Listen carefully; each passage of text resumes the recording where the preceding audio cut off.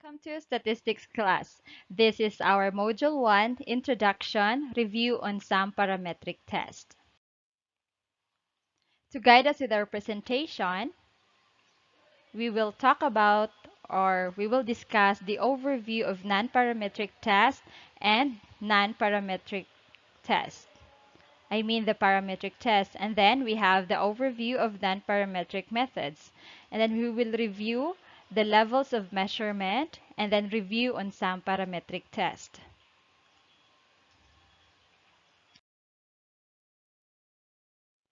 So let's define data analysis. It is the process of analyzing data. So in statistical procedures used for analysis may be classified as descriptive or inferential. So we have two divisions of statistics, namely the descriptive statistics and then the inferential statistics. When we say descriptive statistic, from the word itself, describe. So it comprises those methods concerned with collecting and describing a set of data to yield meaningful information. So descriptive statistics are useful for organizing and summarizing data to provide a picture of the data. For example, we have the frequency and percentage distribution table, the correlation, and then we have the inferential statistics comprises those methods concerned with the analysis of a subset data leading to predictions or inferences about the entire set of data. In other words, you will have the set of samples and then you will have the conclusion regarding the entire set of data.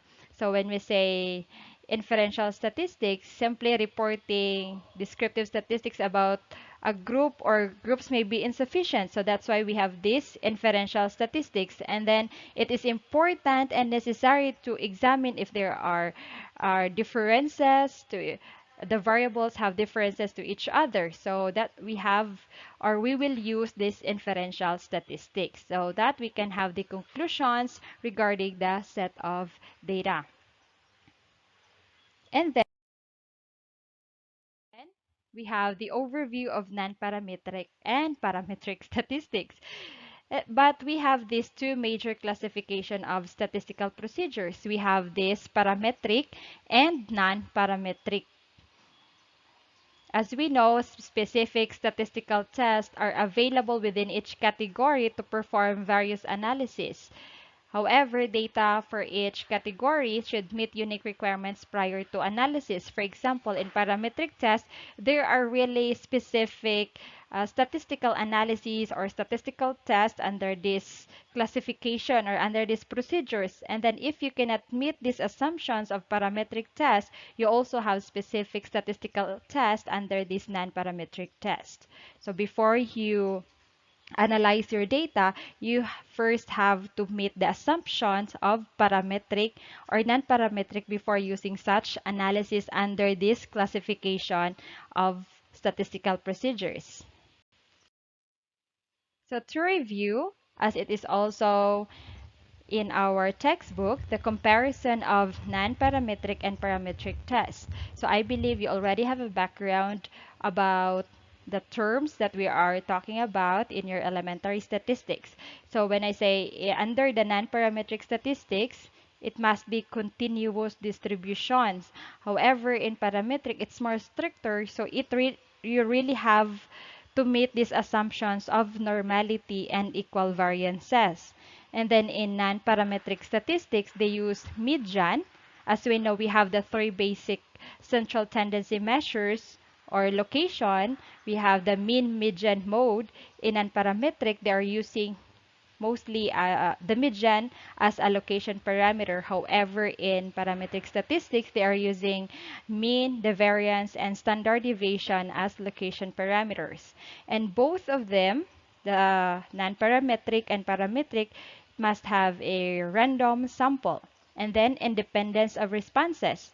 They are the same under the parametric and non-parametric statistics. So when you say independence, my response for example, in a survey, my response in one item, I am independent of the response of the another respondents to the same or a different items in that survey.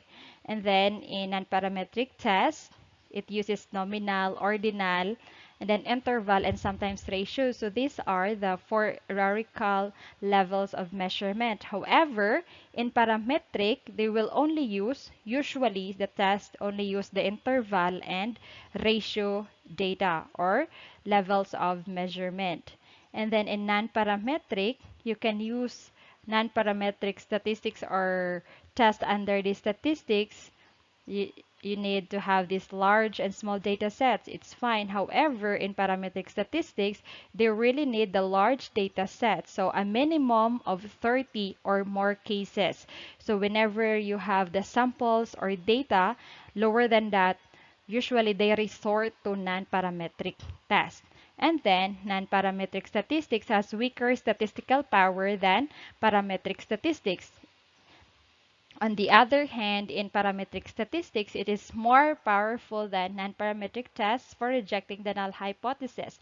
In other words, parametric tests are usually sensitive in rejecting the null hypothesis. So any changes in any data would lead to the rejection of your null hypothesis in your hypothesis testing. So that's the comparison about non-parametric and parametric statistics.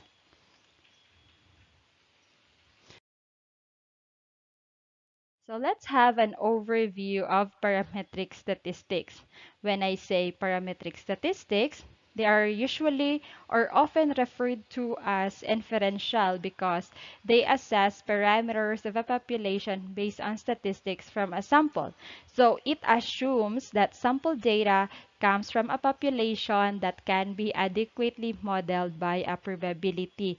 So usually they are related, the parametric and inferential, because they usually, in fact, they are often referred to as inferential statistics.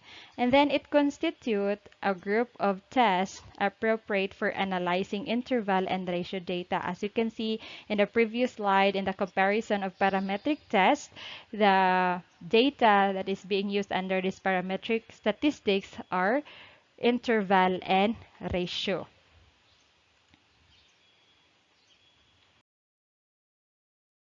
And then here's the basic assumptions of parametric test, that before using any parametric statistical tool, you must meet this assumption. Normality. If you can see in most of statistic book, you can see there a bell-shaped curve. We call it as a normal distribution. So before you use that test under that parametric test, you must meet the normality. And then the homogeneity of variance, similar spread of scores around the mean. And then randomness and independence. So as I've said, for example, in a survey, my response is independent to the response of another participant. So to review again, the parametric statistics, the normality. So it is really one assumption that the population data must be normally distributed, and the sample data from that specific population are also normally distributed. So you call it the distribution, the normal distribution has data points that fit symmetrically or in a bell-shaped curve. So that is the normality that must be met by any parametric test. And drawing a random sample from a normally distributed population also helps to meet the normality assumption. For example, measures for two independent groups may reveal similar median values, but then the mean values may be vastly different. So in such cases, the data may not be normally distributed, and a parametric procedure could yield a statistically significant result, whereas in non-parametric it can result to statistically significant. So that's why you need to meet the assumption of normality before you use a parametric test. And then, so as to to avoid misleading information or misleading results. So you must meet the assumption of the non or of a parametric test. I mean the normality, the homogeneity, and then the independence. So let's have the overview of non-parametric tests. So it can be traced to the early 1700s when Arbuthnot, a Scottish-born physician and author, used binomial probability calculations. And these are usually called as distribution-free methods. So when you say distribution-free method, it does not assume anything that the underlying distribution, for example, it must be normal distribution. So that's why it's called distribution-free methods for non-parametric tests. And then it is used when assumptions for parametric are not met. For example, you have no other choice because you have the sample size lower than 30. So instead of making your data or putting your data in a trash can or not, will not use it at all for your analysis. That's why the statisticians, the mathematicians, scientists, they've come up with the idea and the formulation of this non-parametric test to circumvent the issues of not meeting the assumptions of parametric test. So we have this non-parametric test. And then when a distribution is non-normal, because normality is really important in parametric test, so non-parametric statistics are considered to be more efficient. And as non-parametric procedures are insensitive to outliers since they are using median as their measure of location or as the measure of central tendency. Whereas in parametric, they are using the mean.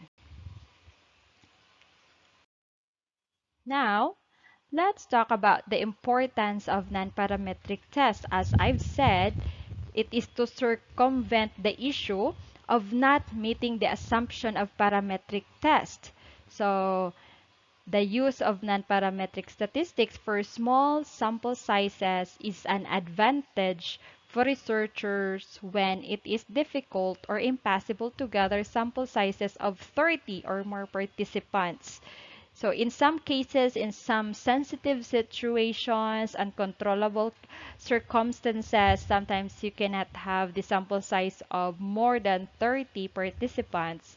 So you will use the non-parametric methods or non-parametric tests and is for analysis of rank or ordered data, especially in the survey which are Likert scaled.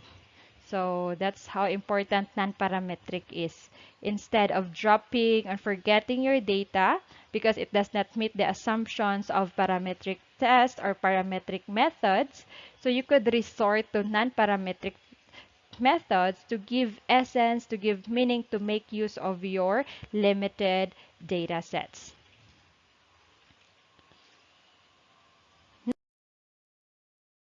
Now, let's review the levels of measurement. You have already learned this in your elementary statistics, but for us to review, let's be reminded with this NOIR. It stands for nominal, interval, ordinal interval, and then ratio. Note that the type of statistical analysis that is appropriate for a particular variable depends on its level of measurement. As I've said earlier in the previous slides, that there are specific tests under parametric and non-parametric tests. And under those tests, they require a specific level of measurement.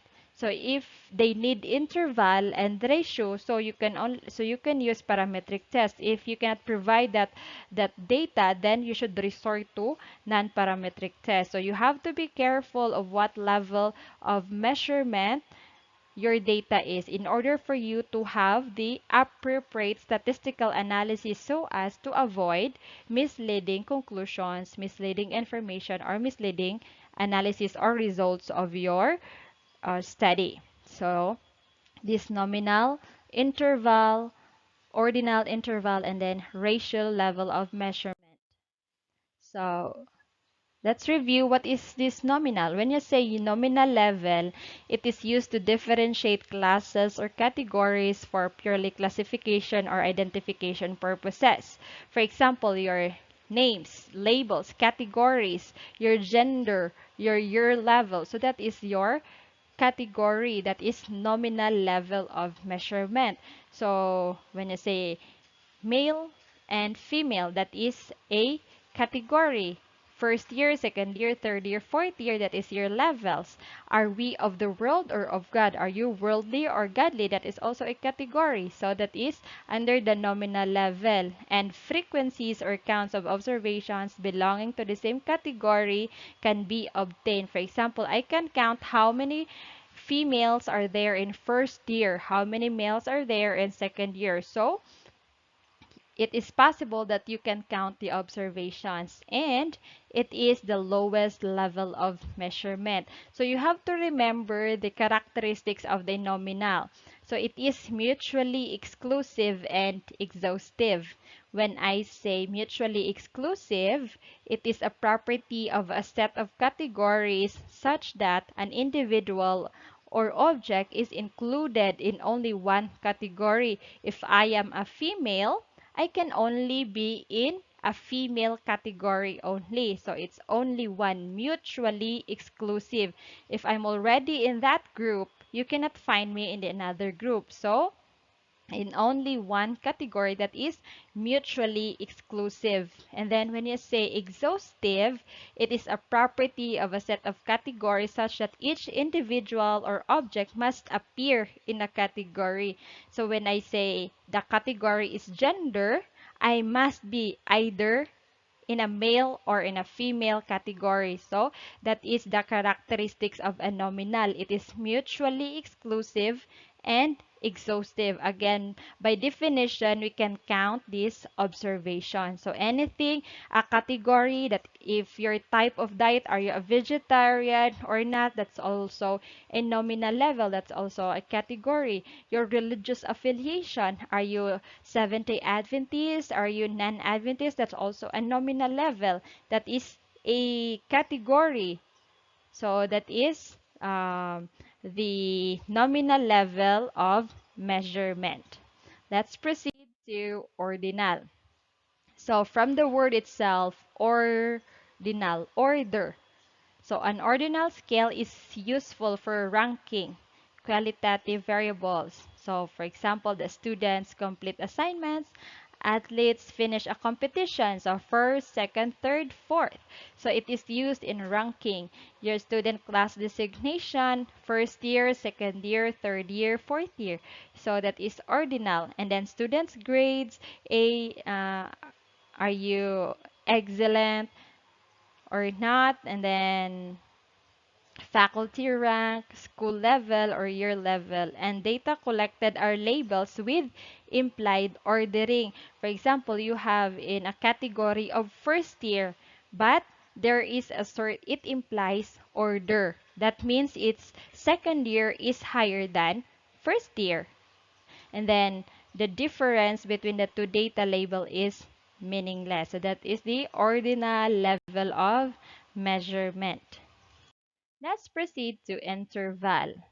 So it is used to classify, order, and differentiate between classes or categories in terms of degree of difference, either discrete or continuous. When I say discrete, it's whole number, continuous, it's infinite. So I believe you know this definition in your elementary statistics. So I won't bother to define it. And then data can be ordered or ranked. So the difference between these two data values is meaningful. So data at this level may lack an absolute 0 point. So that is the interval 0 to 50, 60 to 100. So that is the interval. And then we have this ratio. Data have all the properties of the interval scale. And the number 0 indicates the absence of the characteristics being measured. For example, if I say I have 0 allowance today, that means the 0 indicates a real meaning I have no money at all. So that is the ratio level of measurement, and it is the highest level of measurement. So let's have a review or a summary. When I say nominal, it indicates distinction because it is in categorical form. And then ordinal indicates distinction, and at the same time, it has a direction because it is rank or ordered. And then interval, it also indicates distinction, it also indicates direction, and then it also indicates the amount of distinction. However, the highest level of measurement is the ratio. It indicates distinction, it indicates direction of the distinction, indicates the amount of distinction, and at the same time, it indicates an absolute zero. The zero response really indicates absolute, or there is no presence of that characteristic. So that is the four level of measurement. Remember, you have to be careful to know the level of measurement of your data so as you could use appropriate statistical test in analyzing your study or analyzing your data. So to review some parametric tests, the common is t-test. So I believe you have learned this in your elementary and probability statistics. And then analysis of variance, the persons are correlation analysis, and then the regression analysis. So to review, t-test, the t-test is a basic test that is limited to two groups. For example, if you would like to compare two groups, so for multiple groups, you would have to compare each group of pairs. So, and then the basic principle is to test the null hypothesis that means of the two groups are equal. And then there are two main types of t-test. You have the independent measures and then the match or paired t-test. So, for example, independent, the group is not related to the other group. However, in pair, they are related. For example, you have conducted a survey today, and then you have asked me again tomorrow, so that is paired.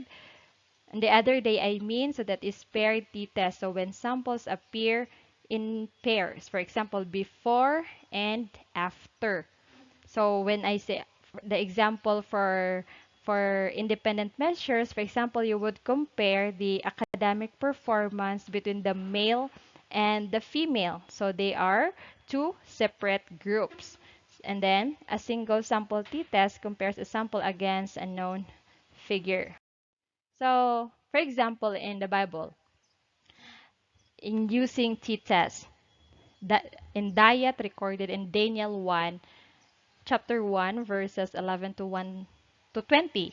So we can see there in that text the independent variable, the type of diet. When you say type of diet, it is a nominal level of measurement because it is category. So what are the type of diet? We have the vegetarian and then the king's delicacies. And then what is the dependent variable? What is the response variable that we are measuring? According to Daniel, they measure the physical appearance, the knowledge and skill in all literature. So when you will use t-test, you would ask, is there a significant difference on the skills or on the knowledge of people with different type of diet? For example, does the vegetarian really is more smarter than those who have a type of diet which eat the king's delicacies?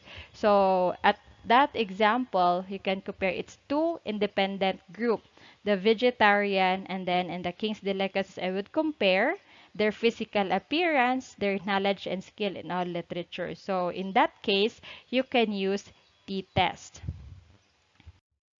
And then for analysis of variance. So a statistical test for detecting differences in group means when there is one parametric dependent variable and one or more independent variables. So in t-test, you only have two groups to compare. However, whereas in analysis of variance, you could compare three or more. For example, is there a significant difference on the academic performance of first year, second year, third year, fourth year? So it's more than two groups. So I can use the analysis of variance. And then the person arc correlation. So to review, it is the person product moment correlation coefficient, and it is the most widely used correlation coefficient. It summarizes the relationship between two variables that have a straight line or linear relationship with each other, and the values ranges from -1 to +1, with values close to 0 signifying little relationship between the two variables. So that is our formula here projected on the screen. When you want to discover if there are relationship between the two variables. For example, is there a correlation on age and height of the people in the Bible times? Does the older people more taller than the younger one? So if you want to confirm that. And then another example or another question, is there a correlation on number of servants and the number of sheep owned by the people in the Bible times? As we know, the more the sheep increases, the more likely the owner would hire servants. So if you want to compare, you could study this. Is there a correlation in the number of servants and the number of sheep? Take note that the level of measurement is a ratio. Okay, so it's about number. And it is a quantitative variable because I'm talking about numbers. And then, before we end, I would like to give this text to you in Proverbs 3:5-6. Trust in the Lord with all your heart, on your own intelligence rely not. In all your ways be mindful of Him, and He will make straight your path. There are times, no matter how good we think we are in dealing and analyzing our data, we should not rely on ourselves or our own intelligence, and we should always trust the Lord in our analysis, not just in our schooling, not just in our studies, not just in analyzing our situation, but also about our relationship with others, about relationship to God. And in all your ways, let's always think about God so that He can make straight paths, a linear relationship with God. So Proverbs 3:5-6, always trust in the Lord and don't rely on your intelligence. So thank you and God bless you. See you in module 2.